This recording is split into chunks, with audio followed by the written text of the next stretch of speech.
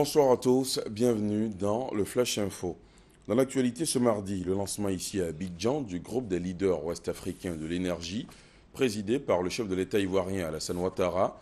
Plusieurs personnalités ont pris part à la rencontre, notamment Kofi Annan, ancien secrétaire général de l'ONU, le vice-président du Nigeria et du Ghana, ainsi que les premiers ministres du Sénégal, du Burkina, du Mali, de Guinée et du Niger.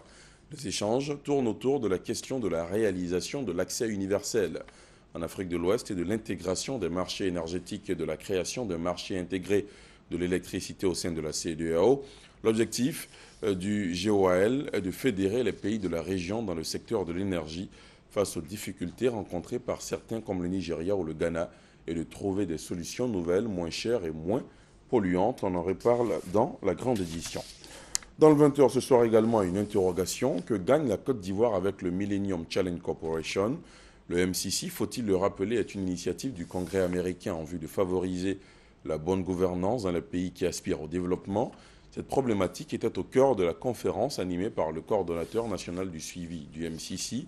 C'était à la faveur d'une cérémonie initiée par la 28e promotion de l'Association des étudiants diplômés de la maîtrise des sciences techniques, comptables et financières de l'Université de Cocody. Reportage. Depuis décembre 2014, la Côte d'Ivoire est éligible au programme Threshold du Millennium Challenge Corporation MCC, financé par le Congrès américain. Mais avant de bénéficier des retombées de cette éligibilité, évaluée entre 6 et 11 milliards de francs CFA de dons, le pays doit au préalable faire l'inventaire des réformes à accomplir. Actuellement, on n'a pas encore fini l'étude d'analyse des contraintes. Donc, il faut qu'on attende d'abord cette première étape, qu'elle soit achevée, essentiellement que les fonds vont être octroyés. Le programme Threshold acquis, le comité national de suivi du MCC, met désormais le cap sur le programme Compact. Objectif, permettre à la Côte d'Ivoire de bénéficier d'une subvention comprise entre 150 et 400 milliards de francs CFA pour réaliser des projets dans les domaines d'infrastructure, d'éducation et de la santé, entre autres. Il faut alors faire mieux que les 14 indicateurs actuellement au vert sur le 20 à satisfaire pour être éligible. Au niveau, par exemple, de la lutte contre la corruption, il faut qu'on essaie vraiment de bonifier ce qui a été fait à ce niveau, également au niveau des droits politiques et des libertés civiques.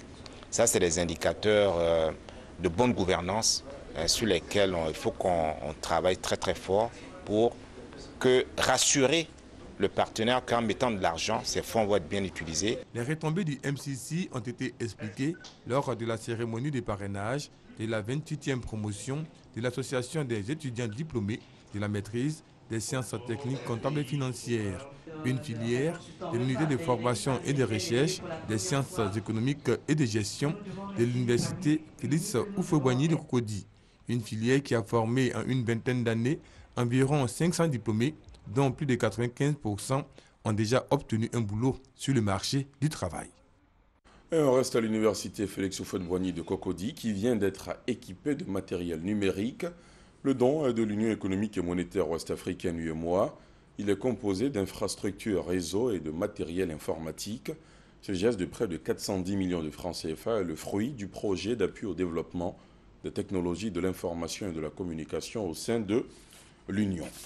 À l'étranger, le Burkina Faso, au cours d'un rassemblement, des soldats du régiment de sécurité présidentielle auraient tiré avec leurs armes en l'air. Selon un haut gradé de l'armée burkinabé, ces soldats protestaient contre la convocation de leur chef de corps et deux autres officiers par la gendarmerie nationale. Suite à des informations parvenues à la gendarmerie, les soldats issus du régiment de sécurité présidentielle auraient prévu d'arrêter le Premier ministre Yacouba Isaac Zida à l'aéroport de Ouagadougou à son retour d'un voyage officiel à Taïwan. L'avion du Premier ministre aurait finalement atterri à la base militaire 511 et non à l'aérogare. Au Rwanda, la campagne pour une révision de la Constitution ouvrant la voie à un troisième mandat de Paul Kagame prend un nouveau virage. La moitié des électeurs rwandais auraient signé des pétitions en ce sens. Certains dénoncent des pressions. Malgré justement la pression internationale, ces milliers de pétitions affluent au Parlement rwandais pour réclamer un troisième mandat de Paul Kagame, théoriquement interdit par la Constitution de 2003. Selon les autorités, la moitié des Rwandais en âge de voter auraient signé cette pétition. Le Premier ministre chinois Li Keqiang a annoncé officiellement aujourd'hui, lors d'une visite à l'Élysée, la contribution très attendue de son pays à la réduction des émissions de CO2, annonce dans la perspective de la conférence mondiale sur le climat COP21 qui se tiendra en France fin 2015, fixant le pic des émissions autour de 2030. François Hollande a salué cette annonce, estimant qu'elle confirme l'engagement de la Chine à construire une civilisation écologique. Et on termine avec ce triste bilan.